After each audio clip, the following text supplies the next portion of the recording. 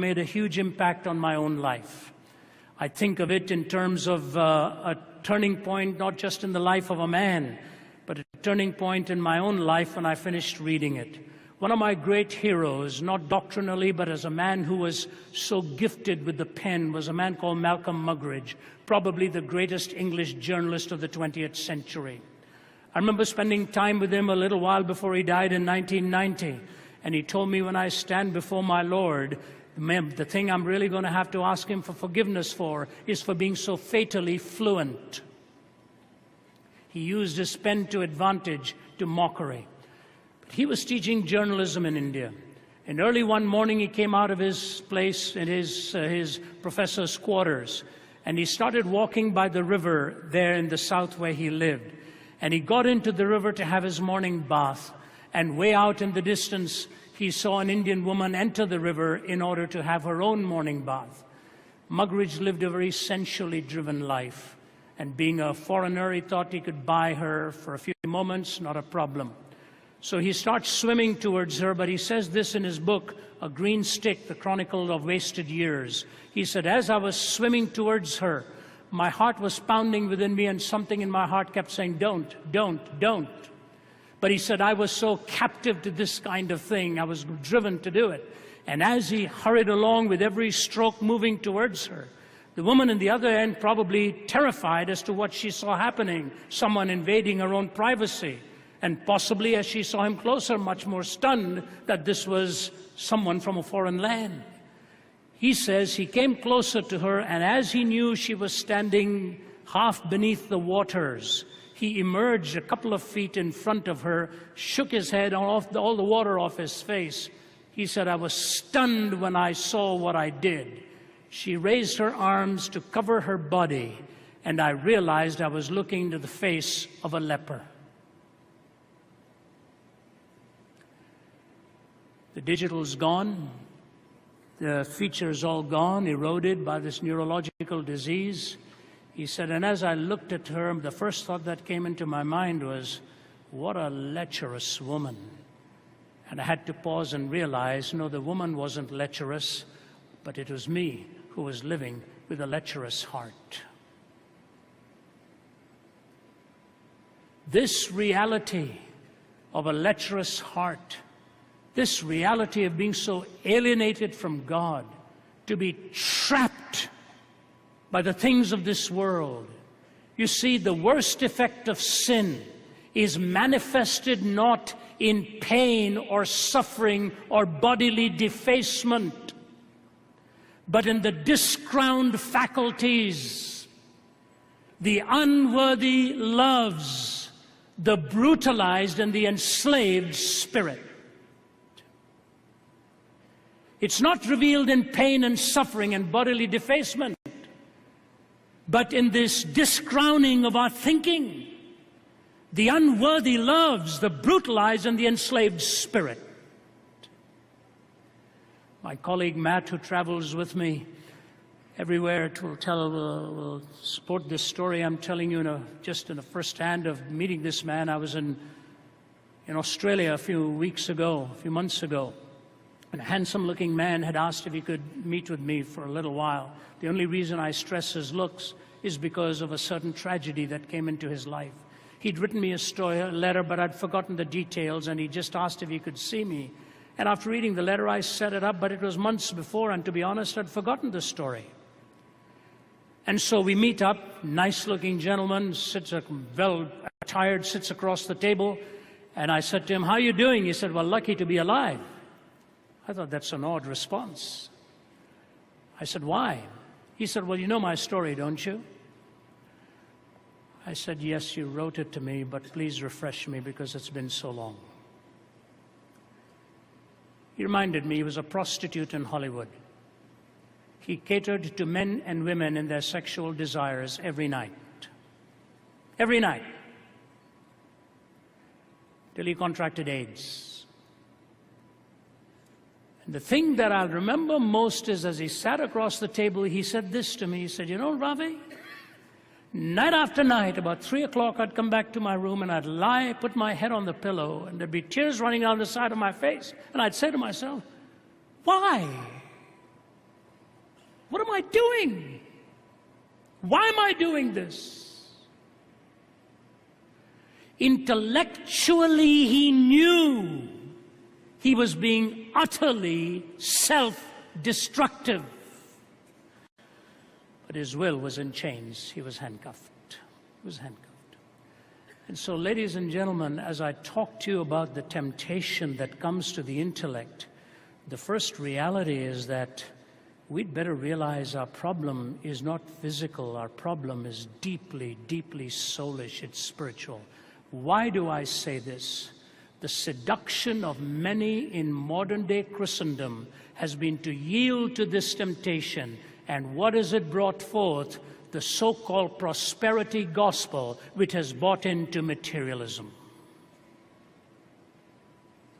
So the first temptation is still very much with us, yielding to materialism. Let me take a pause here and introduce 2 Kings 5. Here's the story. Please try and string these together. The story was told of Naaman, the Syrian who had leprosy, who came to Elisha to be healed of his leprosy. Elisha looks at him, doesn't even go to see him. He tells the servant, you go and tell him to go and dip in the river Jordan 7 times, and the miracle will take place. Naaman's response, he's incensed because he's got all of his badges on him. He is dominating this country, and this little prophet in this tiny little town won't even pay him the courtesy of coming and seeing him and telling him to go and dip in their river 7 times. So he looks at him and he says, why is he asking me to do it here in Jordan? Can't I do it in Abana and Pharpar, the 2 rivers of Damascus? He's about to get outraged when one of his servants says to him, sir, if he'd asked you to do something difficult, would you have done it? He said, yeah. He said, then just go and do this. It's very simple. Dip in the river 7 times, and when you come up the 7th time, if you don't have leprosy, we can go and pay Elisha a visit. Can you imagine? He's going 1, 2, and by the 6th time, he's probably saying, I'm going to be like an absolute fool when I come out of here. He comes up the 7th time, and the leprosy is gone. What is his first response? How do I pay for this? How do I pay for this? And he says, take whatever you want to Elisha. Elisha says, you don't owe me anything. You don't owe me anything. Just go and give God the glory and worship God. His servant Gehazi is watching this, and he says, why did he let him get away lightly? And he goes and follows and tells Naaman a lie. He says, some young prophets have come to study under my master. This is not for me, this is for them. Could you give some gold and silver and clothing and all of that? So he stacks up his donkeys, takes all the stuff, goes and deposits in his room, and comes back looking totally innocent into Elisha's presence. Elisha says, where were you? He says, nowhere in particular. I have children. I knew when I asked them where they were, if they say nowhere in particular, I had better find out where they were in general. Elisha finds out, and he says, you know, the leprosy that was his is now yours.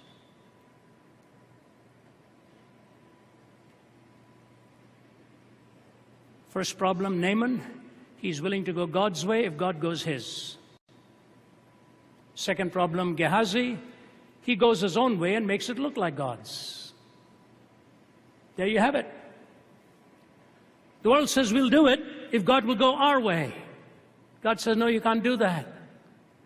And then when we come to start following him, we go the way of the world, only make it look like God's.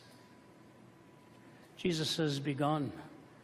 It is written, man shall not live by bread alone, but by every word that proceeds from the mouth of the God. Second comes to the will. Why don't you jump and see if God will honor his word and protect you? So the first comes to the intellect. Second comes to the volition, to the will. Test God. Why don't you do it? And Jesus says, no, it is also written. Now, this time it is fascinating. The devil makes a right assumption because he quotes the scripture, but he takes the text and puts it out of context. And Jesus says, no, it is also written, you shall not tempt the Lord your God. And he tells him to be gone. What would have happened if Jesus had yielded? You know what would have happened? The most purposeful thing for which he came would have been lost, because the devil didn't give up here. He came to him once more. If thou be the Christ, save thyself and us. He wanted to derail him from the way of the cross. I'm going to take a few minutes to talk to you about something that is very dear to my heart. I'm a Christian apologist. I present answers to people's questions and clarify truth claims. But I want you to know I'm not an intellectual. I hate being thrown into this arena. I've just been thrust into it, almost dragged into it, kicking and screaming. I tell you the truth. We go there occasion after occasion after occasion, and we get older in the room waiting for every open forum because of the tension with which we live. I was at UCLA recently. 3,000 were there half an hour before the doors were opening. They were lined up. Clemson University, 9,000 on a Thursday night. Princeton, packed. All of these universities, one after another, packed.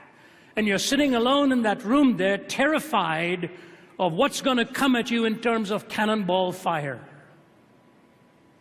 And you know, apart from the Spirit of God and the power of God, you daren't go out there. You're going to make a fool of yourself. Ask any apologist. Some of you are here, you know. My brother Dan from Kuala Lumpur, dear friend, stands in daunting situations. They're not user-friendly. But there's one thing I want to say to you, which is staggering.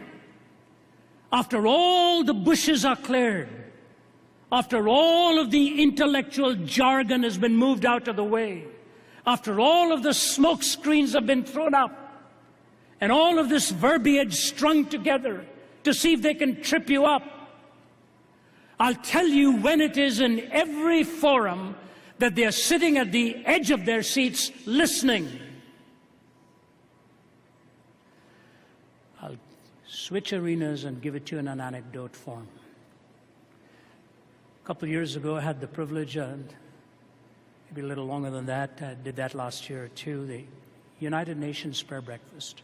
It's a tough setting because all worldviews are represented, people from high power. They give you about 20, 25 minutes max in an early morning hours to speak, and you have to be very careful walking on eggshells, as it were. And they asked me to speak on looking for absolutes in a relativistic age. So I don't know how to do it.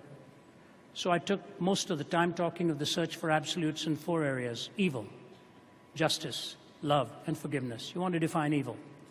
You want to define justice. You want to define love. And when you blow it, you want to understand a legitimate way of being forgiven. And they're listening. You're all listening. Evil, justice, love, and forgiveness. Here we're looking for absolutes. I said, I want to tell you now the one place in the world where it is found. I said, are you ready? And they were leaning forward, sitting in their seats. I said, the one place in the world where these four converge is on a hill called Calvary. Where you see evil in the heart of man expressed, the justice of God, the Father, love poured out through His Son, forgiveness, Father, forgive them, for they do not know what they're doing. When I was over, the ambassadors were lined up, and one of the ambassadors from an atheist country looked at me and he says, Dr. Zacharias, I come from an atheistic country. I don't like being here. I miss my family, but my president asked me to come. I wondered why? Today I have my answer. I came here to find God.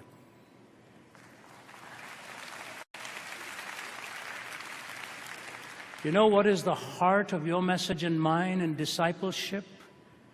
It's the cross. It's the cross.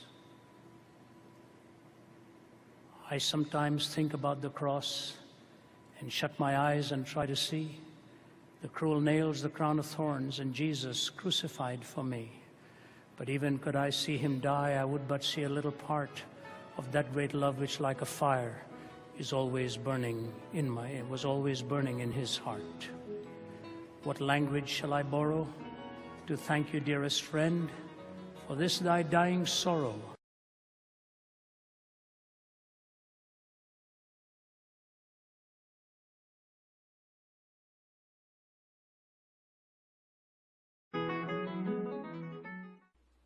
It was the famed psychologist Hobart Maurer, one-time professor at Johns Hopkins, one-time professor at Harvard, who committed suicide when he was 75 years old. He wrote an article in the American Psychologist, and to you as counselors, I think it'll be extraordinary if you haven't heard this statement from him. He wrote an article in 1960, sometime before he took his own life. He called it Sin, the Lesser of Two Evils. And here's what he said. For several decades, we psychologists have looked upon the whole matter of sin and moral accountability as a great incubus, and we've acclaimed our liberation from sin as epoch-making. But at length we have discovered that to be free from sin, that is to have the excuse of being sick rather than being sinful, is to also court the danger of becoming lost. This danger is, I believe, betokened by the widespread interest in existentialism which we are presently witnessing. In becoming amoral, ethically neutral, and free, we have cut the very roots of our being, lost our deepest sense of selfhood and identity, and with neurotics themselves now find ourselves asking, who am I, what is my deepest destiny, and what does living really mean? And then he quotes the Anna Russell psychiatric folk song. At 3 I had a feeling of ambivalence towards my brothers, and so it followed naturally, I poisoned all my lovers. But now I'm happy I have learned the lesson this has taught, that everything I do that's wrong is someone else's fault. You know what Hobart Maurer said when he wrote that article, Sin, the Lesser of Two Evils? He said he got more adversarial and hostile mail from his contemporaries in the discipline of psychology, wondering if he too had now succumbed to this idea of sin, rather than just dealing with some kind of a naturalistic horizontal theory of psychological maladjustment. It is true, when you look at your heart, and I look at mine, the dark designs that often stalk us.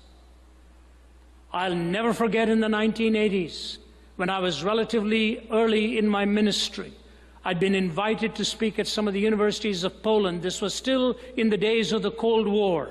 And on a given morning, my host, who was a medical doctor, asked me if I'd want to go to Auschwitz and spend a morning there. I said, you know, I've seen Buchenwald and Dachau. He said, no, they are concentration camps. This is a death camp. I think you ought to come with me. And so we took that long drive from Warsaw to Auschwitz. It was a cold, foggy day. I wasn't emotionally prepared for what I was going to see. Till this very day, I can tell you it made a profound, life-changing impact upon my own thinking.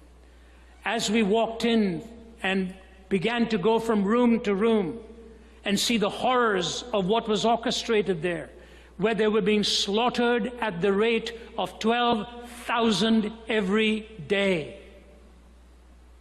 I walked into one room and saw 14,000 pounds of women's hair stashed behind glass, where the women had been scalped before they were taken into the gas ovens. And that hair was then taken and woven into some sacks and sold in the marketplace.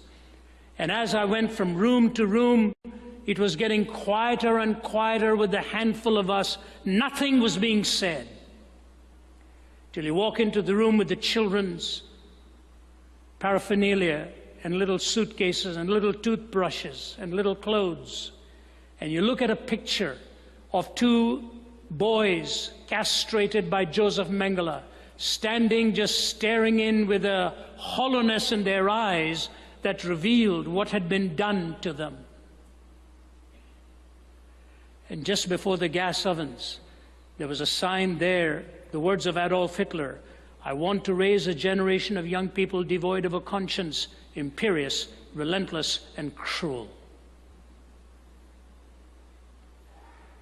I remember walking away from there, and Henrik, my host, saw the emotional trauma that I'd gone through. We didn't say very much on the drive back. And you know, the tragedy of what happened there is that it came through the medium of what was at that point one of the most educated nations in the world. And it came through men and women who were described in their biographies as ordinary people. See, the human heart is capable of despicable depths, your heart and mine. No matter who we are. And Jesus described it so accurately, so correctly. The lust of the flesh, the lust of the eyes, and the pride of life. These three sum it all up. He described our condition. But secondly, he provided for our malady. You can go through the pages of any worldview and any religion. I'll guarantee you something. You will never find what you will find in the pages of the Gospels. In every religious worldview, you pay. In Buddhism, you pay. In Hinduism, you pay. The whole cyclical world of karma. In Islam, you pay. You ask any devout Muslim, how do you hope to gain entrance into paradise? His answer will be very straightforward to you. I'm not making a caricature of this. This is legitimate, authentic Islamic doctrine, that your good deeds will have to outweigh your bad deeds. And when those good deeds outweigh your bad deeds, you make your entrance into paradise. And the metaphor of that paradise is in sensual terms. I know a man from Iraq who told me that when he walked to the mosque on Fridays, he would determine which mosque he went to based upon how miserable a week he'd had in his behavior. The worse he'd been through the week, he'd go to a farther away mosque and count the number of steps he was taking so that his good deeds would outweigh his bad deeds. I remember some years ago being asked to speak at the United Nations at their prayer breakfast, and they wanted me to speak on the search for absolutes in a relativistic age. It's tough at any hour of the day, leave alone early in the morning. And because of the nature of the setting, you're only given a handful of minutes, 18 to 20 minutes, and that's understandable. But what's even more daunting is that there's a plurality of worldviews out there. So you have to be very careful how you even approach the gospel. So my approach has always been take about 18 minutes to talk about something with which you'll find the common ground, and take the last 5 to 7 to bring the gospel into it. So I said, what absolutes are you looking for? What areas? You're looking for an absolute to define evil. You talk about evil empires here, which means you must have a definition for evil. You talk about justice. You have to be able to define what justice is and find an ontic point of reference for true justice. And you have left your families and your home and you love them, but in your heart you're tempted and you want to honor the dictates of love and the demands of love. You need an absolute. Evil, justice, love. And I said, sometimes you're going to blow it big time, and you're going to come to your mates to ask for pardon, forgiveness. What is the basis on which you even can be forgiven? Evil, justice, love, and forgiveness. I said, ladies and gentlemen, can I ask you this question? Do you know where in the world these four converged on a given day? It was on a hill called Calvary, when evil, justice, love, and forgiveness came together in that historic moment of the crucifixion of Jesus.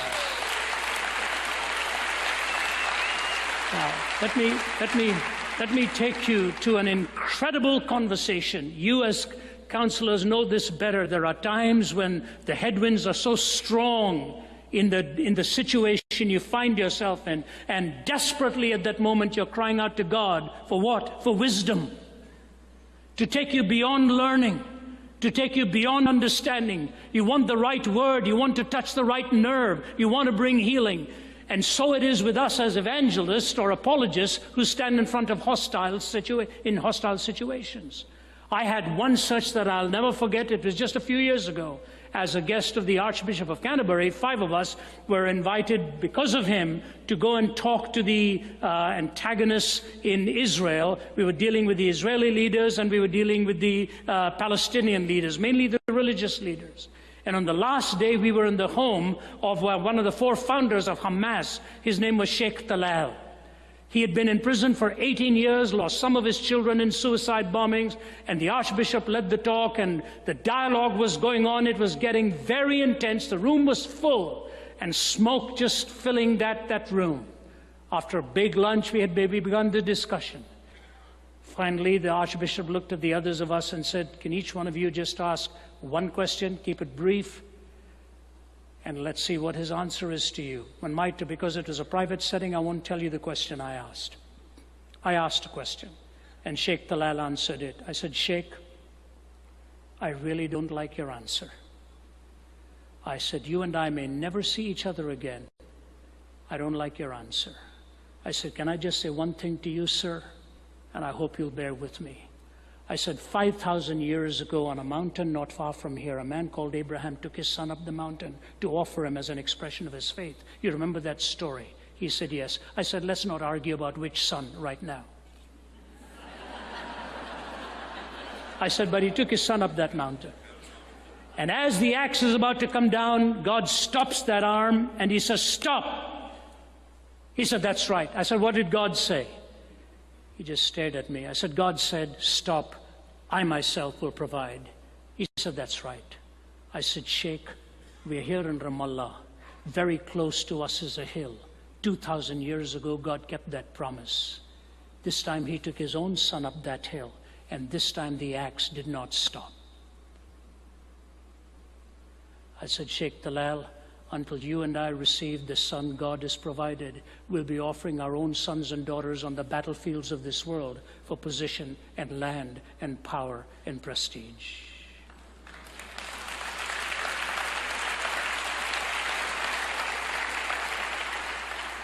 He looked at me.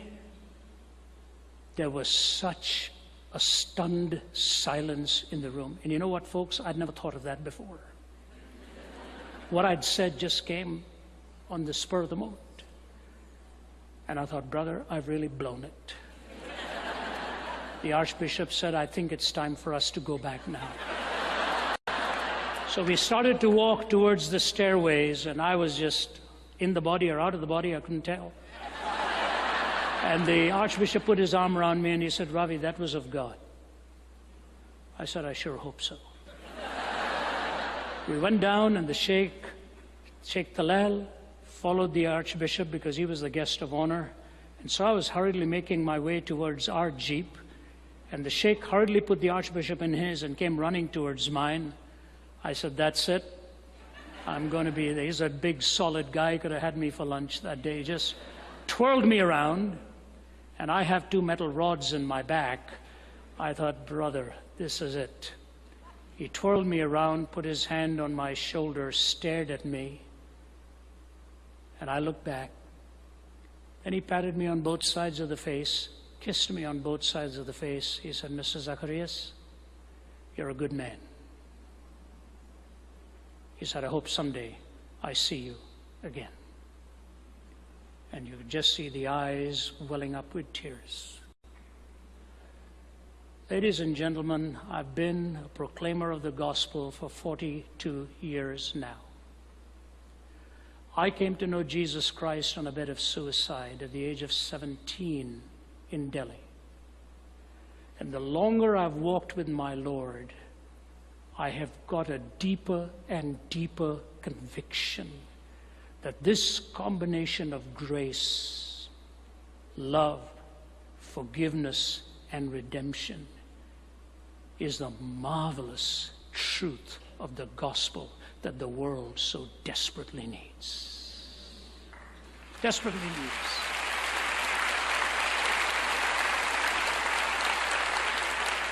His description of my condition, his provision for my malady.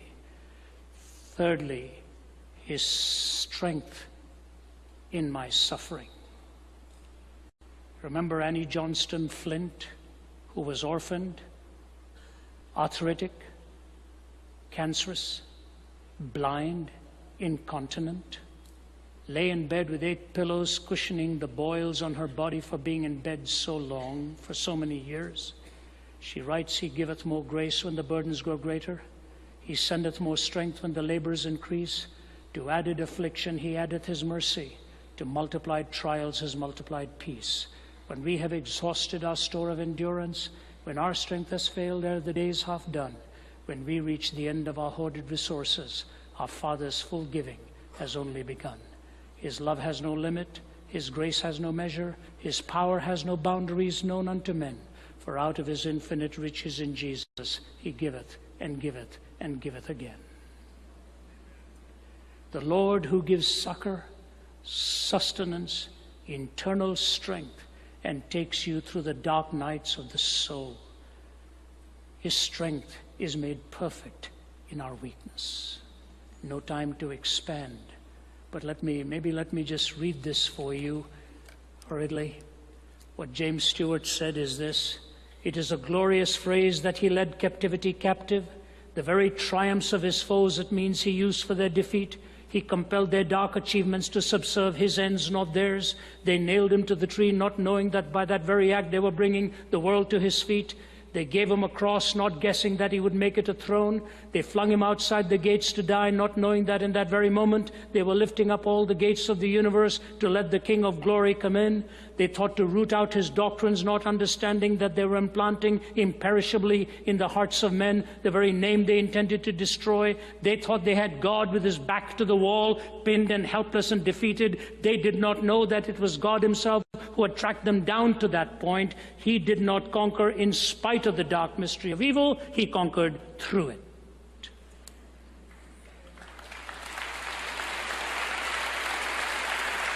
The description of your heart, the provision for your malady, the sustenance in your suffering, and lastly, the hope that he gives beyond the grave.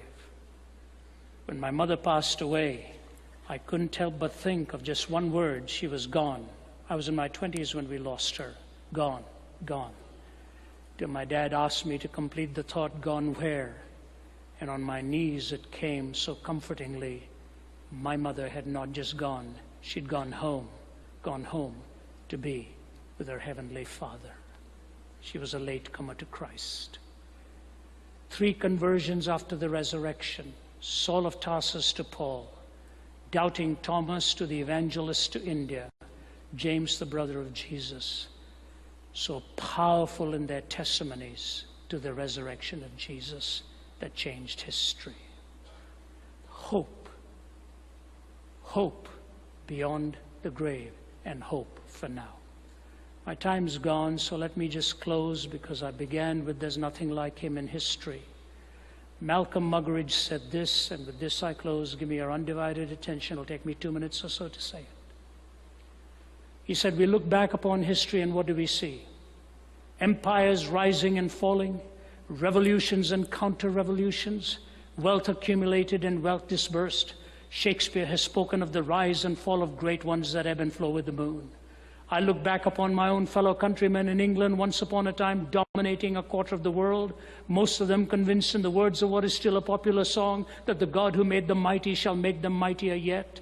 I've heard a crazed, cracked Austrian announce to the world the establishment of a Reich that would last 1,000 years. I've seen an Italian clown saying he was going to stop and restart the calendar with his own ascension to power. I met a murderous Georgian brigand in the Kremlin, acclaimed by the intellectual elite of the world as a wiser than Solomon, more humane than Marcus Aurelius, more enlightened than Ashoka. I have seen America wealthier, and in terms of military weaponry, had the American people so desired, they could outdone a Caesar or an Alexander in the range and scale of their conquest, all in one lifetime. All in one lifetime. All gone. Gone with the wind. England, part of a tiny island off the coast of Europe, threatened with dismemberment and even bankruptcy. Hitler and Mussolini dead, remembered only in infamy. Stalin, a forbidden name in the regime he helped found and dominate for some 3 decades. America haunted by the fears of running out of those precious fluids that keep some motorways roaring and the smog settling, with troubled memories of a disastrous campaign in Vietnam and the victory of the Don Quixotes of the media as they charged the windmills of Watergate. All in one lifetime. All in one lifetime.